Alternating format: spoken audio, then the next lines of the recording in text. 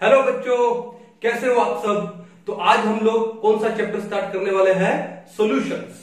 बड़ा important chapter है, एक से लेके 2 क्वेश्चन एग्जाम में आते हैं, ठीक है। और अगर हम लोग अच्छे से करें तो ये क्वेश्चन हमारे कंफर्म है, यानी 4 नंबर या 8 नंबर हमारे क्या है, कंफर्म है। सिस्टमेटिकली पढ़ेंगे। सबसे पहले वो टॉपिक पढ़ेंगे जो इंपॉर्टेंट है, जहां से एग्जाम में ज्यादा क्वेश्चन बनता है, ठीक है। तो अपनी अपनी नोटबुक ओपन कर लो और अच्छे से इसको समझो और जो इंपॉर्टेंट पॉइंट्स उनको नोट डाउन करो। सॉल्यूशन की बात हो रही है तो क्या आएगी? कॉन्सेंट्रेशन टर्म्स आएगी, कॉन्सेंट्रेशन टर्म्स आएगी। अब कॉन्सेंट्रेशन टर्म्स कौन कौन सी है? काफी सारी है। कौन कौन सी? मोलैरिटी, मोलैरिटी लिख देता हूं कि करके, क्या क्या है? मोलैरिटी, फिर मोलैरिटी MOLALITY, फिर उसके बाद formality, formality, then mole fraction, mole fraction, और क्या क्या लिखे? Number 5 normality. अब नॉर्मेलिटी का तो कॉन्सेप्ट बहुत शानदार है। नंबर 6 फिर क्या लिखे हम लोग? परसेंटेज लिखे, क्या? वेट बाय वेट, परसेंटेज क्या? Weight by volume, percentage volume by volume, कितने हो गए? 8। उसके बाद नंबर 9 पे आ जाते हैं, क्या लिखे हम लोग? पीपीएम, पार्ट्स पर मिलियन, क्या है? पीपीबी, पार्ट्स पर बिलियन। तो ये सारी जो कंसंट्रेशन टर्म्स हैं, हमने क्लास 11 का जो फर्स्ट चैप्टर है बेसिक कंसेप्ट ऑफ केमिस्ट्री, बड़ा डिटेल में पढ़ा था। अगर आपको ये क्लियर नहीं है तो आप मेरे चैनल पे जाइए, केमिस्ट्री वाला टीचर, ठीक है ना। क्या लिखा हम लोगों ने? केमिस्ट्री वाला, WALLA टीचर। इसमें जाइए, पहला चैप्टर निकालिए, some basic concepts of chemistry, और उसमें ये जितने भी कंसंट्रेशन टर्म्स हैं बड़े डिटेल में दी हुई है। और नॉर्मेलिटी के अंदर तो इक्विवेलेंट वेट का कांसेप्ट बहुत शानदार डिटेल में दिया हुआ है, ठीक है। तो ये सारी चीजें आपके क्लास 11 के फर्स्ट चैप्टर में भी है, तो इसको दोबारा से यहां पर रिपीट करने की जरूरत नहीं। तो हम लोग क्या करते हैं, आगे बढ़ते हैं। तो आगे क्या बढ़े? आगे क्या करें हम लोग? हाँ, आगे हम चलेंगे किसके ऊपर? सोलुबिलिटी के ऊपर। किसके ऊपर? सोलुबिलिटी। बड़ा इंपॉर्टेंट कॉन्सेप्ट है ये भी, सोलुबिलिटी। ये सोलुबिलिटी का जो कॉन्सेप्ट है, ये आपके जो आयोनिक इक्विलिब्रियम वाला चैप्टर है उसके अंदर भी है। तो क्वेश्चन उठता है कि सर सोलुबिलिटी होती क्या है? The maximum amount of solute which can be dissolved in a specified amount of solvent under similar temperature and pressure। तो उसको हम लोग क्या बोलते हैं? सोलुबिलिटी बोलते हैं। कि भाई एक गिवन अमाउंट ऑफ सोल्वेंट है, उसमें आप मैक्सिमम अमाउंट ऑफ सोल्यूट, अब देखो अमाउंट का मतलब क्या होता है? नंबर ऑफ मोल्स, कि उसमें maximum number of moles of solute आप डिसोल्व करो, ठीक है। उसको हम लोग क्या बोलते हैं? सोलुबिलिटी। तो क्या लिखोगे? In given temperature and pressure. ये 2 चीजें तो हमने पहले लिख दी, ठीक है, क्योंकि सोलुबिलिटी पे टेम्परेचर एंड प्रेशर का बहुत इफेक्ट पड़ता है। हम लोग पढ़ेंगे, डिटेल में पढ़ेंगे। तो in given temperature and pressure the maximum number of moles of solute that can be dissolved, that can be dissolved in a given amount या specified amount of solvent is known as solubility, is known as solubility, ठीक है। कि एक given temperature and pressure पे आप solvent में, एक specified amount of solvent में maximum number of moles of solute कितने डिसॉल्व कर सकते हो, that is known as solubility. अब इस सोलुबिलिटी को हम लोग एक्सप्रेस कर सकते हैं किसमें? कंसंट्रेशन टर्म्स में। मोलैरिटी में भी एक्सप्रेस कर सकते हैं, मोलैलिटी में भी कर सकते हैं, मोल फ्रैक्शन में भी कर सकते हैं। डिपेंड करता है कि हमारा सोल्यूट का फिजिकल स्टेट क्या है और सॉल्वेंट का फिजिकल स्टेट क्या है। कहानी समझ आ गई? अब देखो ध्यान से, ये तो था सोलुबिलिटी। अब बात आती है कि यहां पर जो सोलुबिलिटी है उसको कौन कौन से फैक्टर अफेक्ट करते हैं? फैक्टर्स अफेक्टिंग सोलुबिलिटी, कौन कौन से फैक्टर हैं जो सोल्युबिलिटी को अफेक्ट करेंगे? पहला, सॉल्यूशन में कितने कंपोनेंट है? 2। एक तो है सोल्यूट और एक कौन सा है? सॉल्वेंट। इसका मतलब nature of solute, nature of solvent, दो तो फैक्टर आपके यही आ गए। तो पहला कौन सा आ गया? पहला आ गया आपका कौन सा? Nature of solute. Okay, number 2 nature of solvent. अब क्वेश्चन उठता है कि सर सोल्यूट और सॉल्वेंट की नेचर पे क्यों फर्क पड़ेगा? फर्क ही पड़ेगा, हर सोल्यूट हर टाइप के सॉल्वेंट में डिसोल्व नहीं होता और सेम वही कहानी आती। तो नेचर ऑफ सोल्यूट और नेचर ऑफ सॉल्वेंट दोनों इफेक्ट करते हैं सोल्युबिलिटी को। नंबर 3 और 4 वो आपके सामने है क्या? Temperature and pressure. तो क्या लिख दो? नंबर 3 टेम्परेचर एंड नंबर 4 क्या हो गया? प्रेशर हो गया। नंबर 4 क्या हो गया? प्रेशर। कहानी क्लियर है? कोई इशू नहीं। तो ये 4 फैक्टर हैं जो सोल्युबिलिटी को क्या करते हैं? अफेक्ट करते हैं। अब इस चैप्टर में हम मेनली 2 टाइप के सॉल्यूशन डिस्कस करने वाले हैं। कितने टाइप के सॉल्यूशन डिस्कस करने वाले हैं? 2। पहला सॉल्यूशन कौन सा करेंगे? हम करेंगे क्या? Solubility of solid in liquid. अब सॉलिड पहले किसको बोला जाता है? हमेशा सोल्यूट को बोला जाता है। यहां पे जो सॉलिड बोला है वो क्या आपका? सोल्यूट है, और जो लिक्विड बोला है वो आपका क्या है? सॉल्वेंट। तो पहले हम लोग क्या बोलेंगे? सोल्यूट को बोलेंगे, बाद में किसको बोलेंगे?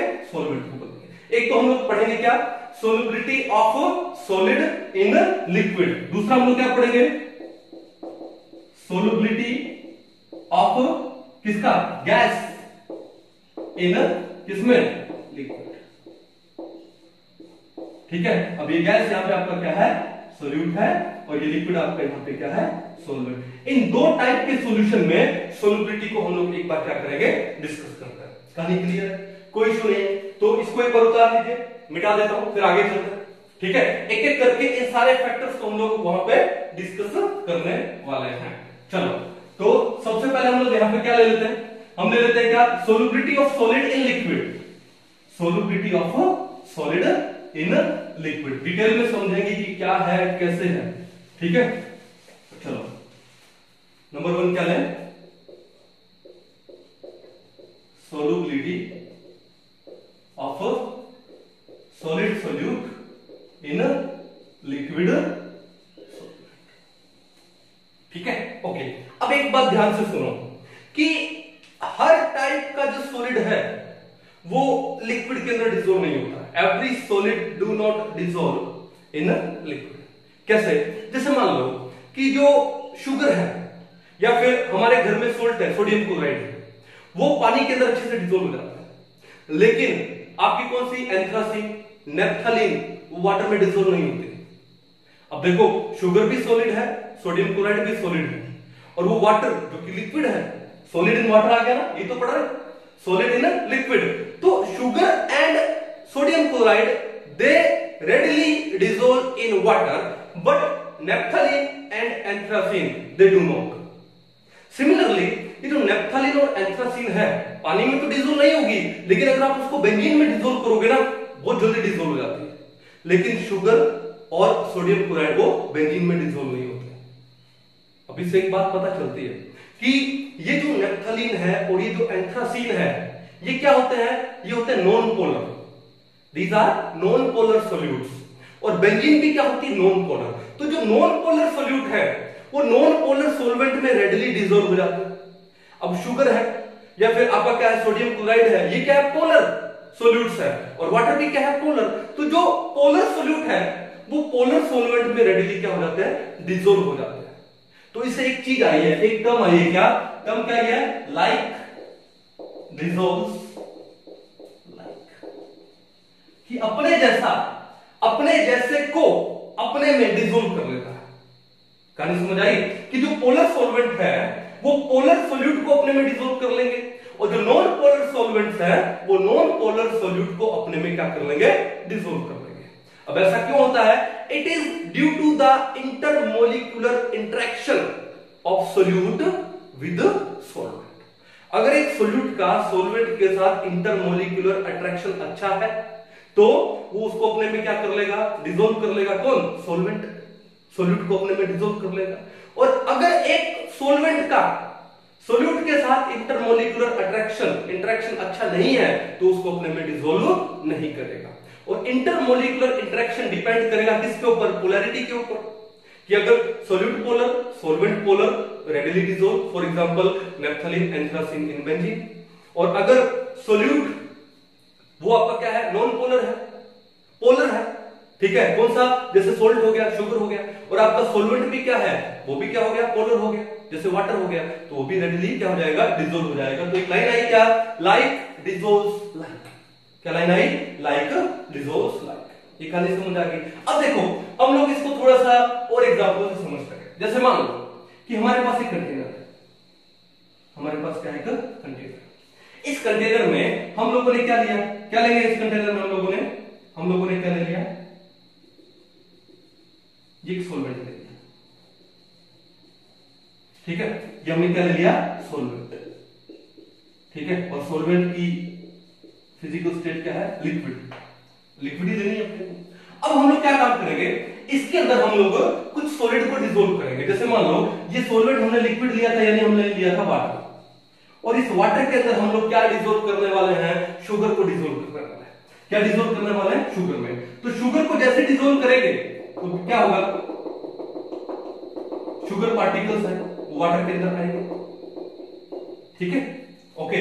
वो जो शुगर पार्टिकल्स है, मैं लिख दूं यहां पे, ये कौन से पार्टिकल है? दीज आर शुगर पार्टिकल्स, ये वाटर में आते हैं, ठीक है। The process in which solid solute dissolve in liquid solvent, इस प्रोसेस को हम लोग क्या बोलते हैं? डिसोल्यूशन बोलते हैं। इस प्रोसेस को हम लोग क्या बोलते हैं? डिसोल्यूशन बोलते हैं। डिसोल्यूशन क्या होता है? It is a process in which a solid solute is dissolved in liquid solvent, तो उसे हम लोग क्या बोलते हैं? डिसोल्यूशन बोलते हैं। अब देखो, जैसे ही वो सॉलिड सोल्यूट है, जैसे मान लो शुगर है, उस वाटर में डिसॉल्व होगी, तो उसके बाद देखो क्या होगा बाद में कि एक शुगर पार्टिकल दूसरे शुगर पार्टिकल के साथ क्या करेगा? कोलाइड करेगा। क्या करेगा? डिसॉल्व होने के बाद एक शुगर पार्टिकल दूसरे शुगर पार्टिकल के साथ क्या करेगा? कोलाइड करेगा, और वो शुगर पार्टिकल क्या हो जाएगा? सॉल्यूशन से सेपरेट आउट हो जाएगा। सॉल्यूशन से क्या हो गया? Separate out. और इस प्रोसेस को हम लोग क्या बोलते हैं? क्रिस्टलाइजेशन बोलते हैं। इस प्रोसेस को हम लोग क्या बोलते हैं? Crystallization. The process of separating out of a solute particle from the solution is known as crystallization.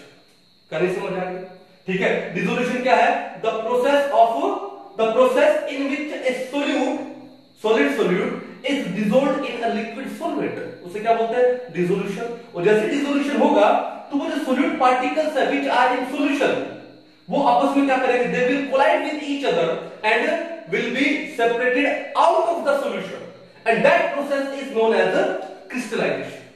And a stage will come when the rate of dissolution will become equal to the rate of crystallization. एक stage आएगा जिसमें dissolution का rate है वो crystallisation के rate के क्या हो जाएगा? इक्वल हो जाएगा। Means rate of dissolution is equal to क्या? Rate of crystallization. It means जब ये रेट इक्वल हो गया, इसका मतलब क्या हुआ? एक डायनामिक इक्विलिब्रियम दोनों में क्या हो गया? बन गया, क्रिएट हो गया।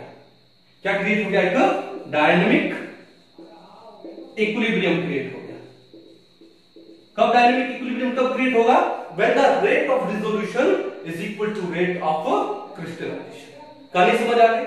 मींस सोल्यूट है वो सोलवेंट में डिसॉल्व होने का रेट और सोल्यूट का इस सॉल्यूशन से बाहर जाने का rate, means rate of dissolution will become equal to rate of crystallization. ये स्टेज आ गई, ठीक है। एक डायनामिक इक्विलिब्रियम आ गया। इसका मतलब क्या है कि एक ऐसी स्टेज आ गई अंडर गिवन कंडीशन कि जहां पे सोल्यूट का जो कॉन्सेंट्रेशन है सोलवेंट में क्या हो गया? कांस्टेंट हो गया। कांस्टेंट कैसे हो गया? कि जब रेट ऑफ डिसोल्यूशन, सोल्यूट का सोलवेंट में आने का रेट, डिसॉल्व होने का रेट, फिर उस सोल्यूट का सोलवेंट से बाहर जाने का रेट क्या हो गया? कांस्टेंट हो गया ना। Rate of dissolution is equal to rate of crystallization. इसका मतलब अब जो सोल्यूट का कॉन्सेंट्रेशन सोलवेंट में कांस्टेंट हो गया। क्या हो गया? कांस्टेंट। तो भैया जब कांस्टेंट हो गया तो इस टाइप के सॉल्यूशन बोलते हैं? सैचुरेटेड सॉल्यूशन बोलते हैं। क्या बोलते हैं? Saturated solution. अब कुछ उठता है कि सैचुरेटेड सॉल्यूशन क्या होता है? A solution in which no more solute can be dissolved under given condition. कि अगर आप और ज्यादा सोल्यूट इसमें डिसॉल्व करोगे तो क्या होगा? क्रिस्टलाइजेशन हो जाएगा, प्रेसिपिटेशन हो जाएगा। तो उसको हम लोग क्या बोलते हैं? Saturated solution. और एक सॉल्यूशन है उसको हम लोग क्या बोलते हैं? Unsaturated solution. क्या होता है भैया ये? अनसैचुरेटेड सॉल्यूशन का मतलब क्या है? A solution in which more solute can be dissolved, उसे हम लोग क्या बोलते हैं? अनसैचुरेटेड सॉल्यूशन बोलते हैं। कहानी क्लियर है? तो पहली बात तो देखो, दो फैक्टर तो समझ आ गए कि नेचर ऑफ सोल्यूट पे और नेचर ऑफ सॉल्वेंट पे डिपेंड करता है क्या? सोल्युबिलिटी। इसी चीज को क्या बोलते हैं? सोल्युबिलिटी। ठीक है ना? अब बात आते हैं, दो फैक्टर रह गए। कौन से फैक्टर रह गए? Temperature and pressure. तो हमारा जो सॉलिड सोल्यूट है, जब लिक्विड सॉल्वेंट में डिसॉल्व करेंगे तो टेम्परेचर का क्या फर्क पड़ेगा? देखो नंबर 3 काले को यहां पे लिख दो। नंबर 3 क्या लिख दूं? Temperature, effect of temperature. Temperature बड़ा इंपॉर्टेंट है ये भी। ठीक है, इफेक्ट ऑफ टेम्परेचर क्या है? अब एक बात देखो, आपने एक चैप्टर पढ़ा होगा क्या? Chemical equilibrium. अब केमिकल इक्विलिब्रियम में बड़ा डिटेल में इस चीज के बारे में दिया हुआ है। हमने क्या बोला कि जब ये रेट ऑफ डिसोल्यूशन इक्वल हो जाता है रेट ऑफ किसके? क्रिस्टलाइजेशन के, तो कौन सा इक्विलिब्रियम एग्जिस्ट हो जाता है वहां पे? डायनेमिक इक्विलिब्रियम वहां पर आ जाता है। अब डायनेमिक इक्विलिब्रियम आएगा तो फिर क्या आएगा? ली चैटलियर प्रिंसिपल आएगा। क्या आएगा? ली चैटलियर प्रिंसिपल। और ली चैटलियर प्रिंसिपल में क्या है? देखो, सॉलिड प्लस में सॉल्वेंट क्या बनाएगा? सॉल्यूशन। लेकिन अब इनमें क्या एग्जिस्ट हो गया? क्या एग्जिस्ट हो गया? एक डायनेमिक इक्विलिब्रियम आ गया ना? तभी तो हमने क्या लगा दिया यहां पे? इक्विलिब्रियम लगा दिया। और जब ये डायनेमिक इक्विलिब्रियम आएगा तो कौन सा प्रिंसिपल अप्लाई होगा?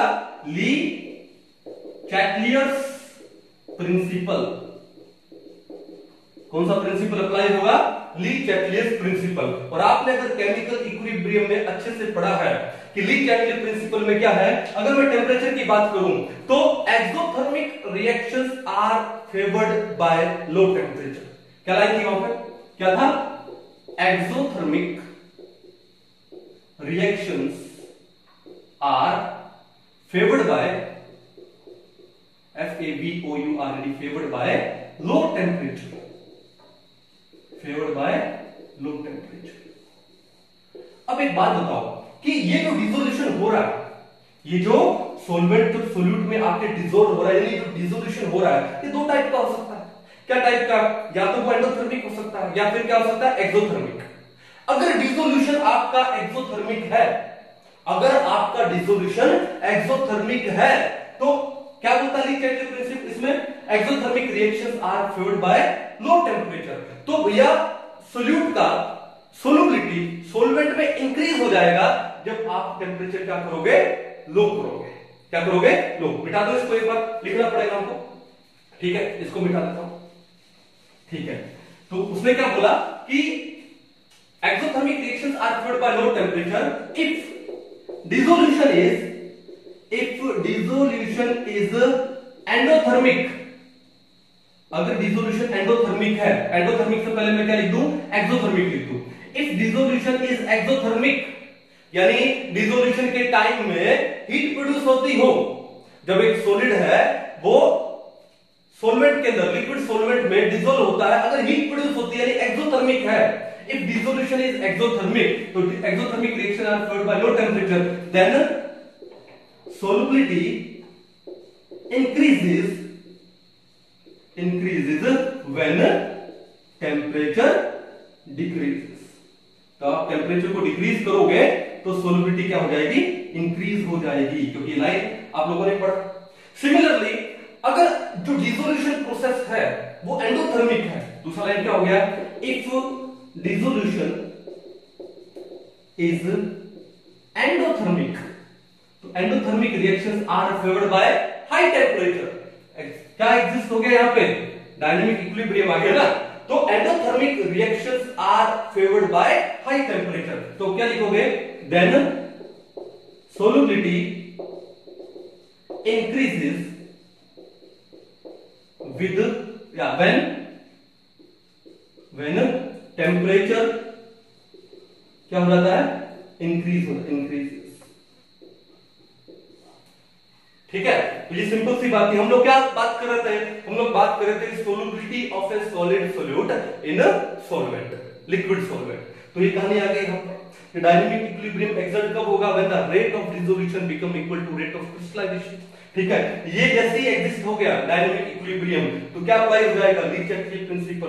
अब बोलते हैं कि अगर आपका जो डिसोल्यूशन है वो एक्सोथर्मिक है, तो exothermic reactions are favoured by low temperature. Exothermic reactions are favoured by low temperature. तो लो टेम्परेचर हो जाएगा तो क्या होगा, हमारी सोलबिलिटी क्या हो जाएगी, सोलबिलिटी। अगर आपने टेम्परेचर को इंक्रीज किया तो सोलबिलिटी डिक्रीज हो जाएगी, टेम्परेचर को डिक्रीज किया तो सोलबिलिटी इंक्रीज हो जाएगी। सिमिलरली अगर आपका जो डिसोल्यूशन है वो एंडोथर्मिक है, and endothermic reactions are favoured by high temperature. इसका मतलब अगर आपने टेम्परेचर को इंक्रीज किया तो सोलबिलिटी भी इंक्रीज हो जाने वाली है। ठीक है, और टेम्परेचर को डिक्रीज किया तो सोलबिलिटी भी डिक्रीज हो जाने वाली है। कहानी समझ गए। तो ये तो था क्या, solubility of A solid solute in a liquid solvent. I hope समझ आया होगा आपको। एक बार इसको उतार लो, फिर आगे चलते हैं। ठीक है, अब ये तो था किसके बारे में, टेम्परेचर के बारे में।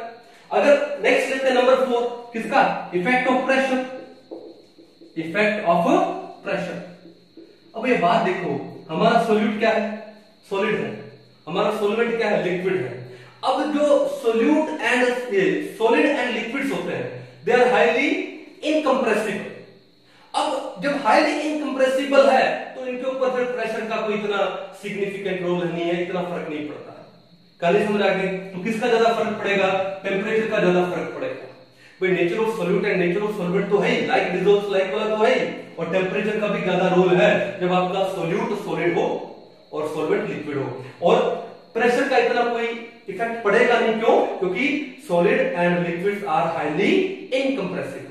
कहानी समझ आ गई। चलो अब आगे चलते हैं नंबर 2 पे, किसके बारे में, solubility of gas in liquid. Solubility of a gas in liquid, यानी हमारा सॉल्यूशन क्या बनेगा, लिक्विड सॉल्यूशन बनेगा, क्योंकि सॉल्यूशन का जो फिजिकल स्टेट है वो तो सॉल्वेंट पे डिपेंड करता है। दूसरा कौन सा है, solubility of gas in liquid। ठीक है, अब देखो सिंपल सी बात है कि बहुत सारी गैसेस हैं जो वाटर के अंदर डिसॉल्व हो जाती है। लिक्विड में सॉल्वेंट को मैं एक बार वाटर ले लेता हूं, तो so many gases dissolve in water, so many gases dissolve in water. कुछ तो रेडिली डिसॉल्व हो जाती है और कुछ रेडिली डिसॉल्व नहीं होती। जैसे मान लो कि जो ऑक्सीजन है वो वाटर में डिसॉल्व तो होती है, लेकिन लिमिटेड अमाउंट तो डिसॉल्व होती है। जब ऑक्सीजन वाटर में डिसॉल्व है तभी तो एक्वाटिक एनिमल्स हैं वो जिंदा है। ठीक है, लेकिन जो HCl गैस है, हाइड्रोजन क्लोराइड गैस है, वो वाटर के अंदर उसका सोलबिलिटी बहुत ज्यादा है। ठीक है, तो कुछ गैसेस का वाटर में सोलबिलिटी लिमिटेड है, कम है, और कुछ का वाटर में सोलबिलिटी क्या है, ज्यादा है। तो ये तो चलता ही रहेगा। अब देखो बात ये है कि देखो मान लो हमारे पास एक कंटेनर है, हमारे पास क्या है, कंटेनर, और इस कंटेनर में हमारे पास मान लो लिक्विड है। अब लिक्विड में मैं एक बार मान लो वाटर को ले रहा हूं, क्या ले रहा हूं, वाटर। ठीक है, हमने लिक्विड ले लिया और वो क्या ले लिया, वाटर। अब इस लिक्विड वाटर में ऑलरेडी कुछ गैस है वो डिसॉल्व है,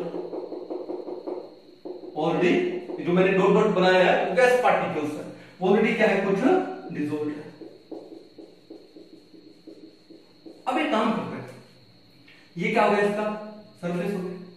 अब हमने क्या किया, कुछ गैस को मैं इस लिक्विड के अंदर क्या करना चाहता हूं, डिसॉल्व करना चाहता हूं। लिक्विड को गैस को लिक्विड में डिसॉल्व करना is not an easy task. इसके लिए कंडीशन अप्लाई करनी पड़ती है। ठीक है, ये मैंने क्या लगा दिया, मान लो पिस्टन लगा दिया। ठीक है, ये क्या है यहां पे, ये गैस। क्लियर है। अब देखो क्या होगा कि जैसे ही मैं प्रेशर लगाऊंगा, यहां पे प्रेशर का बहुत ही सिग्निफिकेंट रोल है। जैसे ही मैं प्रेशर लगाऊंगा, प्रेशर का रोल क्यों है, क्योंकि जो गैसेस है जब हम लोग प्रेशर लगाते हैं तो कंप्रेसिबल हो जाती है, कंप्रेस हो जाती है। कहानी क्लियर है? अब देखो ध्यान से कि जैसे हम लोग प्रेशर को इंक्रीज करेंगे, चलो मैं कंटेनर दिखा देता हूं, यही दिखा रहा हूं, ठीक है। लिक्विड कहां तक था? यहां तक लिक्विड था हमारे पास। अब क्या होगा, ठीक है, हमने लगा दिया प्रेशर, हमने क्या लगा दिया? प्रेशर लगा दिया। प्रेशर लगाने से मान लो ये पिस्टन आ गया यहां पर, ये पिस्टन कहां गया? यहां पर, ठीक है। अब गैसें ये कंप्रेस हो गई। अब इस गैस का जो सोलबिलिटी है इस लिक्विड वाटर में पहले के कंपैरेटिवली क्या हो गया? ज्यादा हो गया। पहले के कंपैरेटिवली क्या हो गया? ज्यादा हो गया।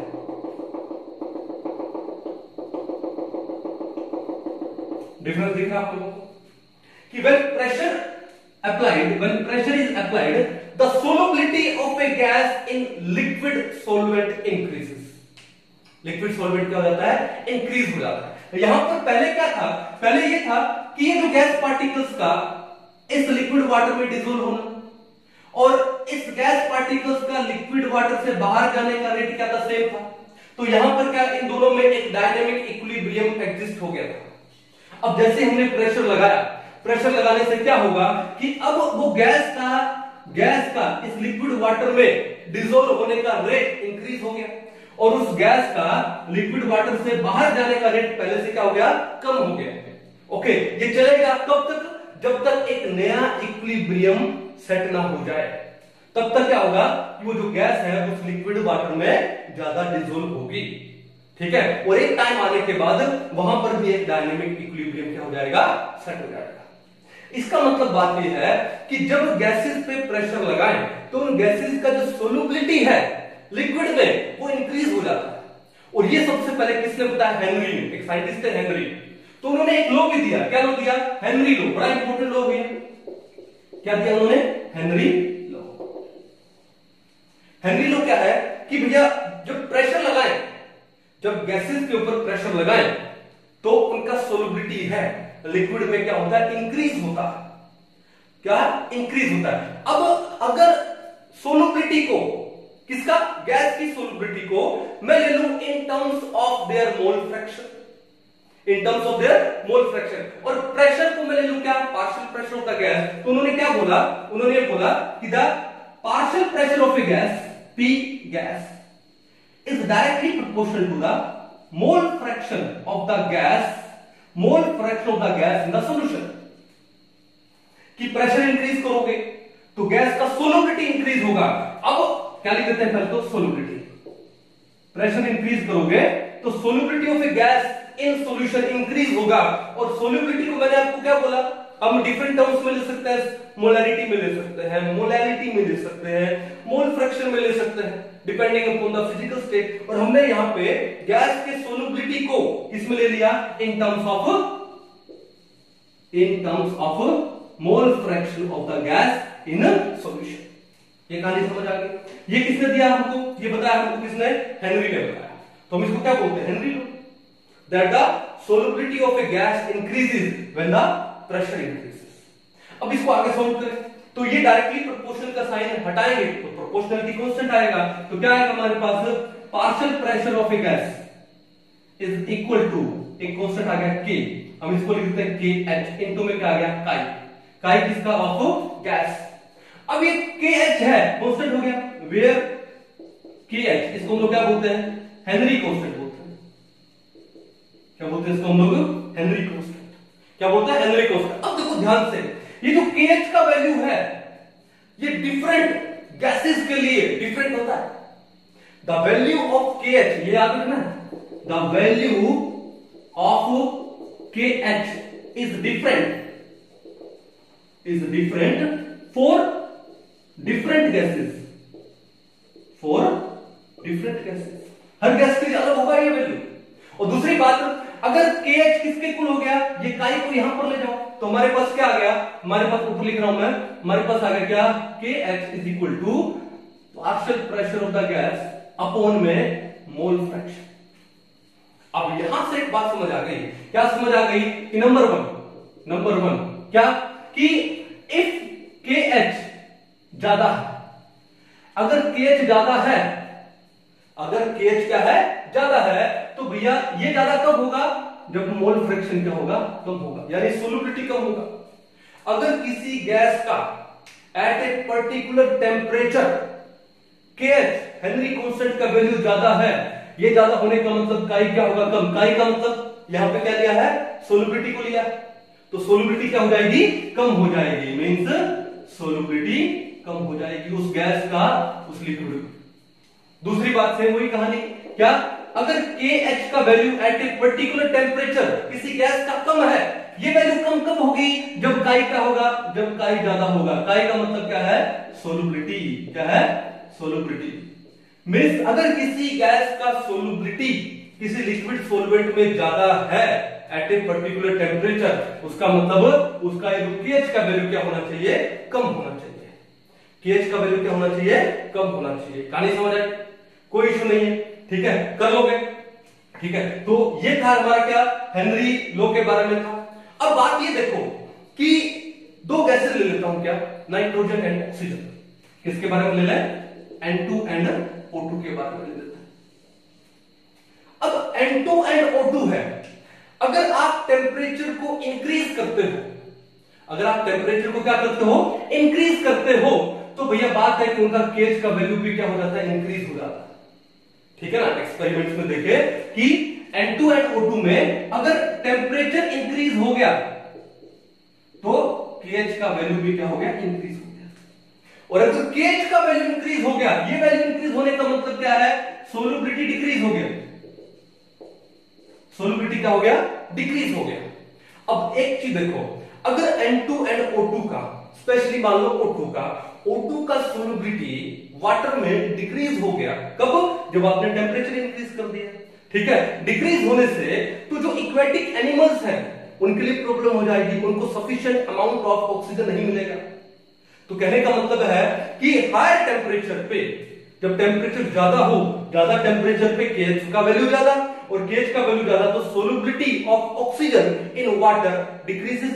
अगर सोल्युबिलिटी ऑक्सीजन का वाटर में डिक्रीज करेगा तो इक्वेटिक एनिमल्स के लिए प्रॉब्लम हो जाएगी, because they won't get the sufficient amount of oxygen then to survive, to live। तो कहने का मतलब क्या है कि जब टेम्परेचर कम होता है, एट लो टेम्परेचर, जब आपका टेम्परेचर कम है, मान लो विंटर्स आ गए, लो टेम्परेचर पे क्या होगा कि जो KH का वैल्यू है वो भी क्या हो जाने वाला है, कम हो जाने वाला है। और जब KH का वैल्यू कम होगा तो गैस का सोल्युबिलिटी वो क्या होने वाला है, बढ़ने वाला है। अगर O2 गैस का सोल्युबिलिटी वाटर में बढ़ गया, कब बढ़ेगा, लो टेम्परेचर पे, विंटर्स में, तो बढ़ गया तो क्या होगा, इक्वेटिक एनिमल्स को सफिशिएंट अमाउंट ऑफ ऑक्सीजन मिलेगा और बड़े मस्ती से वो लोग जिएंगे। तो इसलिए कि हम लोग कई बार सोचते हैं ना कि ये टेम्परेचर कम हो गया तो क्या होगा, जो सी के अंदर है, मान लो जो रिवर्स में है, जो इक्वेटिक या पॉन्ड में है, इक्वेटिक एनिमल्स जो है, ठीक है, उनके लिए प्रॉब्लम हो जाएगी। नहीं, लो टेम्परेचर पे इक्वेटिक एनिमल्स के लिए अच्छा है। क्यों अच्छा है, क्योंकि लो टेम्परेचर पे सोल्युबिलिटी O2 का क्या हो जाएगा, वाटर में बढ़ जाएगा, और O2 का यानी ऑक्सीजन का सोल्युबिलिटी वाटर में बढ़ जाएगा, तो they will get the sufficient amount of oxygen, कौन, इक्वेटिक एनिमल्स, और ये उनके सर्वाइवल के लिए क्या है, बहुत शानदार है। तो हेनरी लॉ का डेली लाइफ में बहुत ही कंट्रीब्यूशन है, ज्यादा कंट्रीब्यूशन है। तो एक बार आप इसको उतार लीजिए। अब इस हेनरी लॉ का हमारे डेली लाइफ में क्या क्या कंट्रीब्यूशन है, या बायोलॉजिकल में क्या क्या कंट्रीब्यूशन है, वो हम लोग पढ़ते हैं कुछ, ठीक है ना। तो एक बार इसको लिख लीजिए, फिर हम लोग आगे बढ़ेंगे। तो आगे क्या पढ़ने वाले हैं, एप्लीकेशन ऑफ हेनरीज लॉ। क्या है, एप्लीकेशंस ऑफ हेनरीज लॉ। इनको कोई रटने की जरूरत नहीं है, ये हमारे डेली लाइफ में, हमारे सराउंड में है ये सब, ठीक है। पहला देखो कि पहले तो हेनरी लॉ क्या है, that the solubility of a gas increases when pressure increases, means क्या लिखा, P gas is directly proportional to क्या हो जाएगा, solubility। अब solubility को हमने एक्सप्रेस कर दिया in terms of mole fraction. तो पहला देखो क्या है कि हम एक काम करते हैं, हम लोग ले लेते हैं अर्थ पे, फिर हम जाएंगे कहां पे, अंडर वाटर, सी वाटर, फिर हम जाएंगे अर्थ से ऊपर। तो पहले अर्थ पे ले लेते हैं। नंबर वन क्या है कि जो कोल्ड ड्रिंक की जो बोतल्स है, जो कोल्ड ड्रिंक हम लोग पीते हैं, Thums Up, my favourite is Thums Up, Pepsi, Mirinda, जो कार्बोनेटेड वाटर बोलते हैं, सोडा वाटर बोलते हैं इसको। तो कोल्ड ड्रिंक के अंदर जो CO2 है उसको डिसोल्व करना है तो क्या लगाना पड़ता है, प्रेशर लगाना पड़ता है। Means the solubility of CO2 in water increases by applying pressure। अगर आप प्रेशर अप्लाई कर दोगे तो CO2 का जो सोलबिलिटी है किसके अंदर, वाटर में क्या हो जाएगा, इंक्रीज हो जाएगा। फॉर एग्जांपल कोल्ड ड्रिंक है, सोडा वाटर है, सिंपल था। तो इसका मतलब हमारी कोल्ड ड्रिंक वाली बोतल में भी क्या अप्लाई हो रहा है, हेनरी लॉ अप्लाई हो रहा है। तो आपने देखा होगा ना कि जैसे मान लो वो बोतल चिल्ड है, जैसे ही आप उसका ढक्कन खोलोगे तो गैस बाहर निकलती है। क्यों गैस को बाहर निकलती है, आपने जैसे ही ढक्कन खोला तो प्रेशर क्या हो गया, डिक्रीज हो गया। अब जैसे ही प्रेशर डिक्रीज हुआ, प्रेशर इनसाइड द बोतल is equal to the atmospheric pressure. जैसे ही प्रेशर डिक्रीज हुआ तो उस गैस का सोलबिलिटी भी क्या हो जाएगा, डिक्रीज हो जाएगा। तभी ढक्कन खोलते ही वो गैस कोल्ड ड्रिंक से क्या होती है, बाहर आती है। कहानी समझ गए। चलो दूसरा देखो, दूसरा हम चले जाते हैं कहां पे, अंडर वाटर, सी वाटर में चले जाते हैं। स्कूबा डाइवर्स सुना होगा आपने ना, या कभी आपने स्कूबा डाइविंग किया भी होगा, नहीं किया तो देखा होगा डिस्कवरी पे या किसी चैनल पे। तो स्कूबा डाइवर्स में से देखो क्या होता है, दो चीजें इस्तेमाल करते हैं लोग। एक तो उनका जो सूट है ना ये बड़ा टाइट होता है, आपने देखा ना उनका सूट बड़ा टाइट होता है।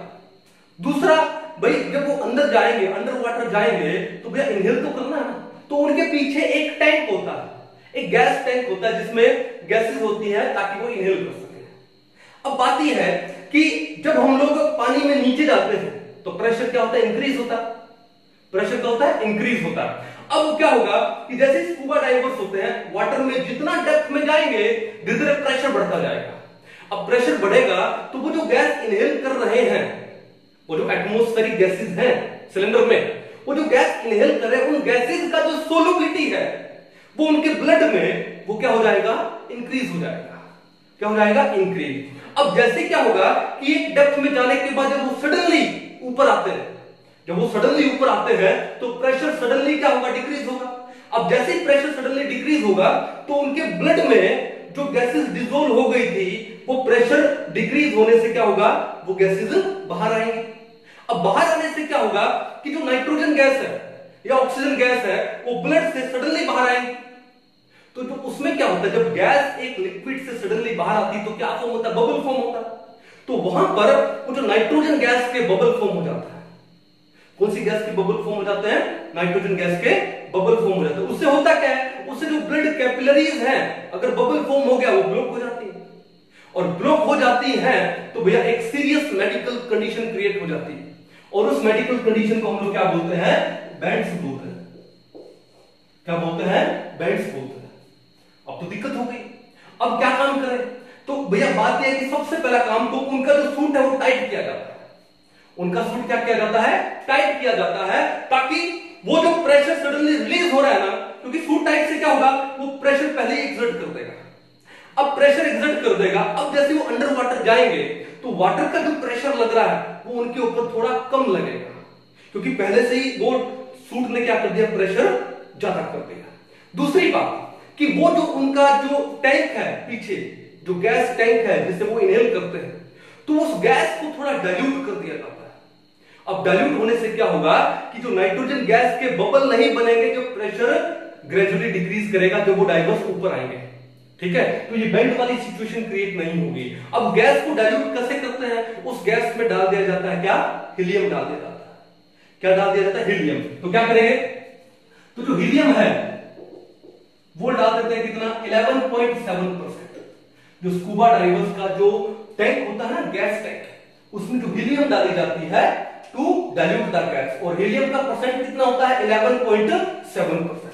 अब उसमें जो नाइट्रोजन है, नाइट्रोजन का परसेंट कितना होता है, 56.2%, और जो रिमेनिंग है वो क्या है, ऑक्सीजन है, और वो कितना है, वो जाएगा आपका कितना, 32.1%। अब आप इसको काउंट करके देख लो, टोटल 100% ही आएगा। तो ये जो हीलियम है वो डाल दी जाती है to dilute the gas, so that when the pressure gradually decreases, जब वो स्कूबा डाइवर्स ऊपर आएंगे, सरफेस पे आएंगे, तो वो N2 के बबल्स नहीं बनेंगे, मींस ब्लड कैपिलरीज ब्लॉक नहीं होंगी, मींस बेंड्स नहीं होंगे। तो यहां पर भी क्या हुआ, हेनरी लॉ हुआ ना कि प्रेशर डिक्रीज किया तो क्या हो गया, सोलबिलिटी भी डिक्रीज हो गया। गैसेस का ब्लड में प्रेशर इंक्रीज हुआ नीचे जाने से, तो गैसेस का ब्लड में सोलबिलिटी भी क्या हो गया, इंक्रीज हो गया। कहानी समझ गए। अब आते हैं नंबर 3 पे। नंबर 3 चले जाते हैं हम लोग क्या, अर्थ से थोड़ा सा ऊपर, सी वाटर से, सी लेवल से ऊपर, माउंटेनियर्स की बात करते हैं, माउंट क्लाइंबर्स की बात करते हैं। तो जो क्लाइंबर्स होते हैं, एक देखो कि जैसे जैसे हम लोग ऊपर जाएंगे तो क्या होता है, धीरे धीरे प्रेशर डिक्रीज होता है ऊपर, और प्रेशर डिक्रीज होने से जो गैसेस का सोलबिलिटी हमारे ब्लड में वो डिक्रीज होता है। आपने कई बार सुना होगा कि भैया जब हम लोग वैष्णो देवी जाते हैं, ठीक है, या फिर हम लोग किसी पहाड़ पे जाते हैं और एक हमने पेन ले लिया, तो पहाड़ पे जाएंगे तो क्या होगा, प्रेशर डिक्रीज होता है। प्रेशर डिक्रीज होता है तो पेन का जो इंक है वो धीरे धीरे फ्लो करने लगता है।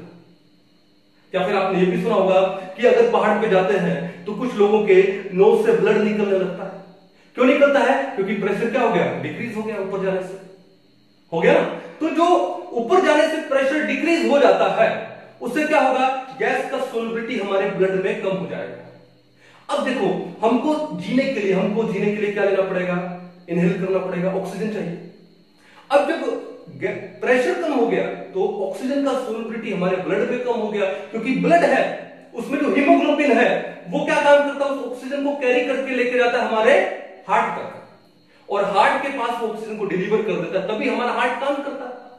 आप एक सेकंड का, आप 1 मिनट सांस रोक के देखिए, यानी आपने कोई गैस इनहेल नहीं किया, सांस रोक के देखिए, मरने वाली कंडीशन हो जाती है, हार्ट बीट फास्ट हो जाती है, क्योंकि हार्ट को ऑक्सीजन नहीं मिल पाती प्रॉपर। अब क्या है कि हमारा जो एटमॉस्फेरिक प्रेशर अर्थ पे वो है 1 एटमॉस्फेयर, लेकिन जैसे जैसे हम लोग ऊपर जाएंगे प्रेशर क्या हो जाएगा, डिक्रीज होगा। डिक्रीज होने से गैसेस का सोलबिलिटी है वो भी ब्लड में क्या हो जाएगा, कम हो जाएगा। इसका मतलब हमारे हार्ट तक लेस अमाउंट ऑफ ऑक्सीजन पहुंचेगा, और जब हमारे हार्ट तक लेस अमाउंट ऑफ ऑक्सीजन पहुंचेगा तो फिर क्या होगा कि हमारे माइंड तक भी क्या गया, ब्रेन तक भी क्या गया, लेस अमाउंट ऑफ ऑक्सीजन गया। जब हमारे हार्ट और ब्रेन तक लेस अमाउंट ऑफ ऑक्सीजन गया तो हमारी सोचने समझने की जो शक्ति है या हमारी काम करने की शक्ति वो थोड़ी सी कम हो जाएगी। वी फील वीक, हम वीक फील करेंगे, ठीक है। अब वो जो सोचने समझने की शक्ति थोड़ी वीक हो गई, बिकॉज ब्रेन तक लेस अमाउंट ऑफ ऑक्सीजन गया। ब्रेन को भी क्या, एक गुड अमाउंट ऑफ ऑक्सीजन चाहिए काम करने के लिए।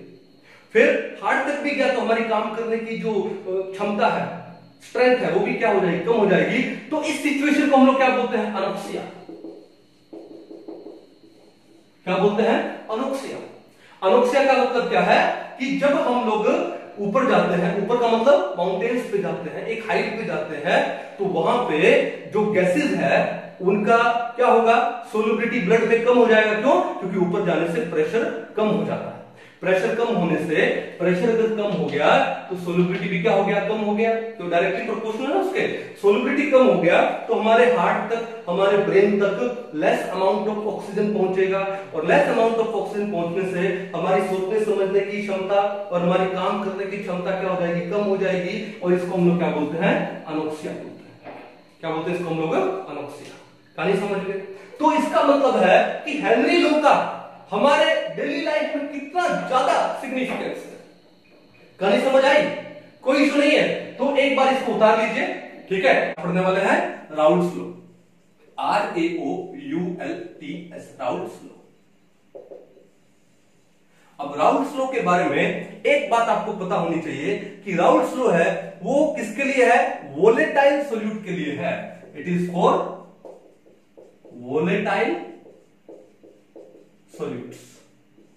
अब देखो हमारे पास 2 टाइप का सोल्यूट हो सकता है, एक तो वोलेटाइल और एक कौन सा, नॉन वोलेटाइल। जो वोलेटाइल सोल्यूट्स होते हैं उनके लिए हम लोग क्या यूज करते हैं, राउल्ट्स लॉ, और जो नॉन वोलेटाइल सोल्यूट होते हैं उनके लिए हम लोग क्या यूज करते हैं, कोलिगेटिव प्रॉपर्टीज। बड़ी इंपॉर्टेंट है, इसके बाद हम लोग पढ़ेंगे, ठीक है। अब मान लो कि हमारा एक सॉल्यूशन है जिसके अंदर सोल्यूट भी लिक्विड है और सोलवेंट भी लिक्विड है। इसका मतलब हम लोग किसकी बात कर रहे हैं, कि हम लोग बात कर रहे हैं क्या, लिक्विड सॉल्यूशन। किसकी बात कर रहे हैं, लिक्विड सॉल्यूशन। मतलब हमारा सोल्यूट भी लिक्विड है और हमारा सोलवेंट भी क्या है, लिक्विड है। अब लिक्विड सोल्यूट है, इसका मतलब क्या होगा, वोलेटाइल होगा। क्या होगा, वोलेटाइल। क्यों, इवेपोरेट हो सकता है, क्या हो सकता है, इवेपोरेट। क्लियर कहानी है। तो भैया अब बात यह है कि मान लो हमारे पास एक सॉल्यूशन है और एक सॉल्यूशन में दो कंपोनेंट है ए एंड बी। हमारे पास एक बाइनरी सॉल्यूशन है जिसके अंदर कितने कंपोनेंट है, ए और बी। तो राउल्स लॉ क्या बोलता है, राउल्स लॉ बोलता है क्या, eight constant temperature, eight constant temperature, आप टेम्परेचर कांस्टेंट कर दो, उसके बाद क्या होगा कि सॉल्यूशन का जो कंपोनेंट है उसका partial pressure, the partial pressure of one of the component of solution, मान लो हमने ले लिया a, is directly proportional to its mole fraction, it's directly proportional to its mole fraction. आपने गैसीय स्टेट में पढ़ा होगा कि किसी गैस का पार्शियल प्रेशर किसके डायरेक्टली प्रोपोर्शनल होता है, उसके मोल फ्रैक्शन के डायरेक्टली प्रोपोर्शनल होता है। तो यहां पर हमने गैस नहीं लिया, हमने यहां पर क्या लिया, लिक्विड ले लिया। तो राउल्स लॉ क्या बोलता है कि at constant temperature the partial pressure of one of the components, ठीक है, is directly proportional to its mole fraction. जैसे मान लो ए सोल्यूट को हमने मान लिया, तो सोल्यूट का पार्शियल प्रेशर है वो उसके मोल फ्रैक्शन के डायरेक्टली प्रोपोर्शनल होगा, और बी हमने सोलवेंट को मान लिया तो सोलवेंट का जो पार्शियल प्रेशर है वो भी उसके मोल फ्रैक्शन के डायरेक्टली प्रोपोर्शनल होगा। कब, एट कांस्टेंट टेम्परेचर। और ये क्या आपका राउल्स लॉ, क्यों, क्योंकि हमारा सोल्यूट भी लिक्विड है, हमारा सोलवेंट भी लिक्विड है, मींस हमारा जो सोल्यूट है वो क्या है, वोलेटाइल है। अब इसी चीज को हम लोग थोड़ा आगे सोल्व करते हैं। आगे क्या सोल्व करेंगे, देखो ध्यान से, क्या बोला, पी ए, यहां लिख देता हूं, P A is directly proportional to chi A. Chi का मतलब क्या है, mole fraction. P A is directly proportional to chi A. तो एक काम करते हैं, डायरेक्टली प्रोपोर्शनल को हटाएंगे तो एक प्रोपोर्शनलिटी कांस्टेंट लगेगा, और वो प्रोपोर्शनलिटी कांस्टेंट क्या आएगा, पी नॉट ए। अब ये पी नॉट ए क्या है, P not A is the vapour pressure of solute in its pure form. P not a क्या है, ए को हमने क्या माना है, सोल्यूट माना है, ए को मान लो हमने सोल्यूट माना है, और बी को हमने क्या माना है, सोलवेंट माना है। ठीक है, तो पी नॉट ए क्या होगा, it is a vapour pressure of solute यानी component a in its pure state, और पी ए क्या है, it is the partial pressure of this component a यानी ऑफ दिस सोल्यूट। क्लियर कहानी। Into में क्या हो गया, काई ए, इनटू में क्या हो गया, काई ए। तो इसको तो बना दो इक्वेशन नंबर 1। सिमिलरली दूसरा कंपोनेंट क्या है, बी, जो कि सॉल्वेंट है यहां पर, तो वो क्या हो गया, P B is directly proportional to क्या हो जाएगा, काई बी। अब डायरेक्टली प्रोपोर्शनल को हटाएंगे तो proportionality constant, just like this, क्या बन जाएगा, P B is equal to P not be into में काई बी। अब पी बी क्या है, P B is the partial pressure of this component B. P not B क्या हुआ, vapour pressure of this component B in its pure state, and chi B क्या है, mole fraction of component B. Simple. अब solution में क्या क्या है, solution में सोल्यूट और सोलवेंट है, तो सॉल्यूशन का पार्शियल प्रेशर आएगा, इसको बोलेंगे टोटल प्रेशर। तो सॉल्यूशन का जो प्रेशर आएगा पी, या तो इसको लिख दो पी सॉल्यूशन, या इसको सिर्फ कैपिटल पी रहने दो। तो कैपिटल पी का मतलब क्या है, pressure of the solution, partial pressure of the solution या total pressure of the solution किसके इक्वल हो जाएगा, वो हो जाएगा आपका क्या, पी ए प्लस में p b, partial pressure of component a plus partial pressure of component B. Simple सी बात, ये तो जानते हैं हम लोग। अब पी ए और पी बी की वैल्यू, ये कौन सा हो गया, इक्वेशन नंबर 2 हो गया था। पी और पी बी की वैल्यू यहां पे पुट कर दो, पुट करेंगे तो क्या आएगा, देखो P is equal to, P A कितना है, पी ए है पी नॉट ए इंटू में काई ए, प्लस पीबी कितना है, पीबी है पी नॉट बी इंटू में काई बी। पी किसके इक्वल आ गया, p not a into chi a plus p not be into में काई बी। ये बात क्लियर है। अब एक बात बताओ कि एक सॉल्यूशन का मोल फ्रैक्शन किसके इक्वल होता है, 1। अब इसका मतलब काई ए प्लस में chi b is equal to क्या होगा, 1 होगा। अगर मान लो मेरे को एग्जाम में क्वेश्चन दिया गया है और उस ऑप्शन में मुझे काई ए नहीं दिया गया है, मुझे सिर्फ काई बी दिया गया है, ठीक है, तो मैं क्या काम करूंगा कि यहां इस काई ए को मैं काई बी में कन्वर्ट कर दूंगा। कैसे कन्वर्ट करूंगा, हमको क्या पता है, chi a plus chi b is equal to 1। तो काई ए किसके इक्वल हो जाएगा, 1 माइनस में काई बी किसके इक्वल हो जाएगा, 1 माइनस काई बी। तो हम इसको क्या लिखेंगे, कहां लिखूं, यहां लिख दूं, इसको मिटा देता हूं। तो हम इसको क्या लिखेंगे, हम लिखेंगे P थोड़ा सा और ऊपर ले लेते हैं ये लोग, P is equal to P note A into इस काई ए की जगह हमने क्या लिख दिया 1 माइनस में काई बी प्लस, और इसको एज इट इज पढ़ा रहने दो, P नोट बी इंटू में chi B, P note B into में काई बी। ये बात क्लियर है? चलो अब इसको आगे सोल्व कर लेते हैं। ठीक है, ब्रैकेट ओपन करेंगे तो P नोट ए को 1 से मल्टीप्लाई करो P नोट ए माइनस इसको काई बी से मल्टीप्लाई करो तो क्या आएगा P नोट ए इंटू में काई बी प्लस में क्या है P नोट बी इंटू में काई बी। किसके इक्वल है? टोटल प्रेशर के। अब आप एक काम कीजिए कि ये दोनों टर्म में जो काई बी है वो हम लोग क्या ले लेते हैं, कॉमन ले लेते हैं, तो क्या आएगा P is equal to P note A minus, और काई भी हमने कॉमन ले लिया तो अंदर क्या बचा, जब माइनस कॉमन ले रहे हो और काई भी तो अंदर ये प्लस बचा, तो ये बचेगा क्या P नोट ए। अब प्लस में से माइनस कॉमन लोगे तो क्या आएगा माइनस, ये तो माइनस, और काई भी कॉमन लिया तो अंदर क्या बचेगा P नोट P, और ये क्या आ गया आपका टोटल प्रेशर आ गया। टोटल प्रेशर किसका, सॉल्यूशन का, वो किसके इक्वल है, वो है P नोट ए minus chi b into P note ए माइनस P नोट बी। एक तो ये हो सकता है, एक तो क्या हो सकता है ये। ठीक है, अब मान लो अगर आपको ऑप्शन में वहां पर काई भी नहीं दिया गया है, means mole fraction of solvent नहीं दिया गया है, वहां पर आपने क्या दिया गया है काई ए दिया गया है, तो आपको क्या करना है, सिंपल इस काई बी की जगह क्या लिख दोगे 1 माइनस काई ए। क्यों, chi a plus chi b is equal to क्या होगा 1 होगा, क्योंकि एक सॉल्यूशन का मोल फ्रैक्शन क्या होता है 1 होता है, तो काई बी किसके इक्वल हो गया 1 माइनस काई ए। तो ये दूसरा तरीका भी कर लेते हैं। ठीक है, कैसे लिखेंगे इसको हम लोग, हम लिखेंगे क्या, देखो ये तो पहला टाइप हो गया, अब दूसरा टाइप क्या लिख दे हम लोग, क्या हो जाएगा P इज इक्वल टू क्या लिखेंगे P नोट ए इंटू में chi a plus P note B into में काई बी की जगह क्या लगा दूं 1 माइनस में काई ए। अब इसको सोल्व कर लेते हैं, P note A into chi a plus P note B को 1 से मल्टीप्लाई करो तो क्या आएगा P नोट बी, फिर आगे क्या है माइनस P नोट बी को काई ए से मल्टीप्लाई करो तो क्या आएगा P नोट बी इंटू में काई ए। क्लियर है? अब क्या काम करो कि इस P नोट बी को, ये तो सिंगल है, इसको सिंगल रहने दो, पहले लिख दिया मान लो ये लो P नोट बी। ओके, उसके बाद ये जो दो टर्म है इनमें क्या कॉमन क्या है, काई ए कॉमन है, क्या कॉमन है काई ए, तो काई ए कॉमन ले लो किसका, प्लस का, तो प्लस काई ए, अंदर क्या बचेगा, अंदर बचेगा P नोट ए, और यहां से काई ए कॉमन लिया तो क्या बाहर साइन माइनस का, तो P नोट बी। ये क्या आ गया टोटल प्रेशर आ गया, ये क्या आ गया टोटल प्रेशर। ठीक है, यानी अगर काई ए की लैंग्वेज में दिया जाए, मोल फ्रैक्शन ऑफ सॉल्यूट की लैंग्वेज में दिया जाए, तो आपका टोटल P कितना है P note B into chi a into P note A minus P note b, और अगर आपको मोल फ्रैक्शन ऑफ सॉल्वेंट की फॉर्म में दिया जाए तो टोटल प्रेशर क्या आएगा P नोट ए minus chi b into P note ए माइनस P नोट बी।